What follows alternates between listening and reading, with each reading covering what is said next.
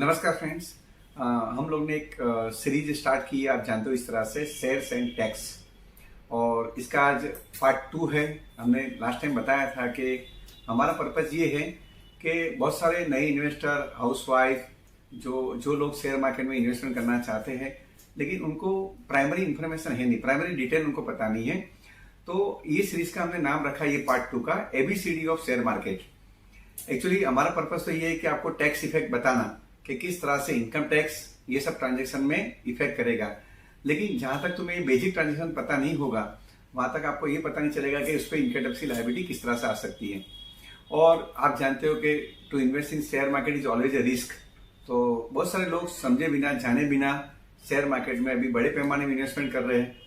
और हम पास्ट में हमने देखा हुआ है कि बहुत सारी बार ऐसा हुआ है कि कंपनी फ्रॉड निकलती है और लोगों को पता भी नहीं होता और लोग इन्वेस्ट करते हैं और अपने पैसे घुमा देते हैं। आपकी हार्ड एंड मनी है तो आपको वो समझ के उसमें इन्वेस्टमेंट करना चाहिए।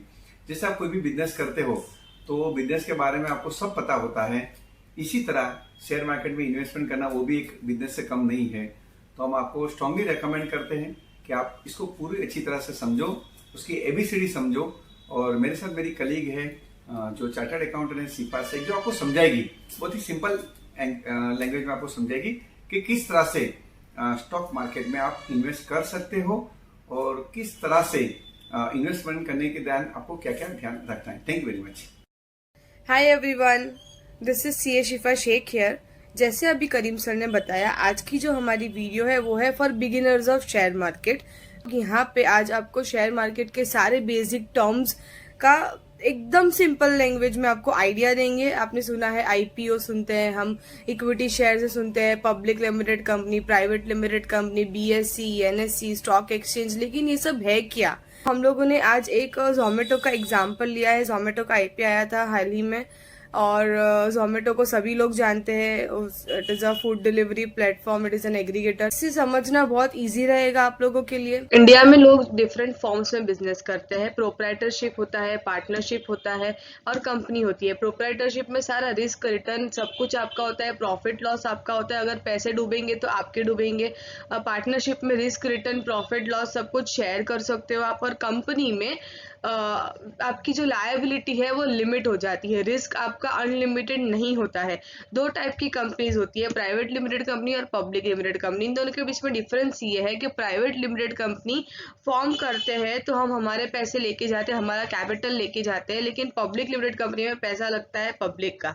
अब जोमेटो का एग्जाम्पल हम लोग इसीलिए ले रहे हैं ताकि हाल ही में आईपीओ आया था और आप लोग उससे जोमेटो, किसी को जोमेटो पता नहीं हो, ऐसा तो हो ही नहीं सकता। लेकिन सबसे पहले जोमेटो ने उसकी जर्नी कहाँ से स्टार्ट की थी? जोमेटो ने उसकी जर्नी स्टार्ट की थी as a private limited company जिसका नाम था DC foodiebay online services private limited. 2008 में फॉर्म हुई थी। उसके बाद उसने उसके नेम चेंजेस किए। 2020 में उसने जोमेटो प्राइवेट लिमिटेड नेम रखा। उसके बाद उसको और फंड्स की जरूरत थी, उसको और एक्सपांशन करना था। तो क्या करे एक्सपांशन के लिए? उसने सोचा कि पब्लिक को अप्रोच करते, लेकिन पब्लिक को ऐसे ही अप्रोच कर सकती है प्राइवेट लिमिटेड कंपनी? तो आंसर इज नो। 2021 में जोमेटो ने खुद को कन्वर्ट कर लिया जोमेटो पब्लिक लिमिटेड कंपनी में। जिसके पीछे सिर्फ लिमिटेड लिखा हो या पब्लिक लिमिटेड लिखा, उसको हम पब्लिक लिमिटेड कंपनी कहेंगे। अब पब्लिक लिमिटेड कंपनी होती है दो तरीके की, लिस्टेड और अनलिस्टेड। जरूरी नहीं है कि हर पब्लिक लिमिटेड कंपनी लिस्टेड ही हो। हमने पतंजलि का नाम सुना है, फ्लिपकार्ट का नाम सुना है, ये सब पब्लिक लिमिटेड कंपनी है, लेकिन ये लिस्टेड नहीं है। सो लिस्टेड का मतलब क्या होता है?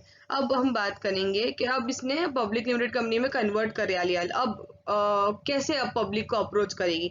तो जोमेटो कहेगी पब्लिक को कि तुम मेरे शेयर्स में इन्वेस्ट करो, तुम मेरे को पैसा दो।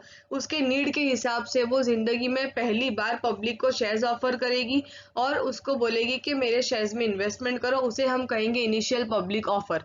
अब इनिशियल पब्लिक ऑफर मतलब आईपीओ, जो हम सुनते हैं आईपीओ, वो कंपनी पहली बार जब पब्लिक से पैसा मांगती है तो आईपीओ लेकर आती है।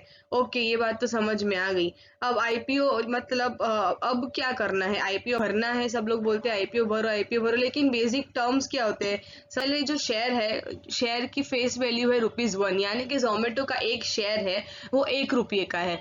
जो कंपनी स्टार्ट की थी जब प्रमोटर्स ने, तो उन्होंने भी वो भी पैसा लेके आए होंगे, प्राइवेट लिमिटेड कंपनी स्टार्ट की थी, तो उन तब जो शेयर्स वो उनका कैपिटल है, जितना एक शेयर है तो 1 रुपए का, 2 शेयर है तो 2 रुपए के, इस तरीके से फेस वैल्यू शेयर की 1 रुपया है, वो इतने पैसे लेकर आए थे उनके नंबर ऑफ शेयर्स के हिसाब से। अब आपको पब्लिक को उसने कितना ऑफर दिया, जोमेटो ने 76 रुपीज, 72 टू 76 की प्राइस रेंज थी, बैंड थी, और 76 में उसने आईपीओ आपको ऑफर किया कि हम एक शेयर आपको 76 में पब्लिक को हम ऑफर कर रहे हैं, यानी कि यहाँ प्रीमियम कितना है, 75 रुपीज पूरा ज्यादा वो ले रहे हैं। तो अब हमको आईपीओ भरना है, हम कब आईपीओ भरेंगे?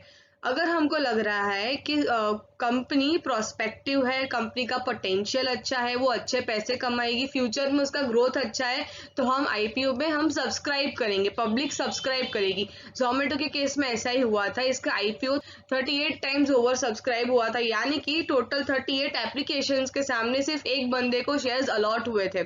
अब उसकी लिस्टिंग होगी, आईपीओ एक बार सबने फॉर्म्स फिल कर दिए, अलॉट हो गए शेयर्स, उसके बाद उसकी लिस्टिंग होगी स्टॉक एक्सचेंज पे। लिस्ट होने के बाद वो लिस्ट हुआ 116 रुपए पे।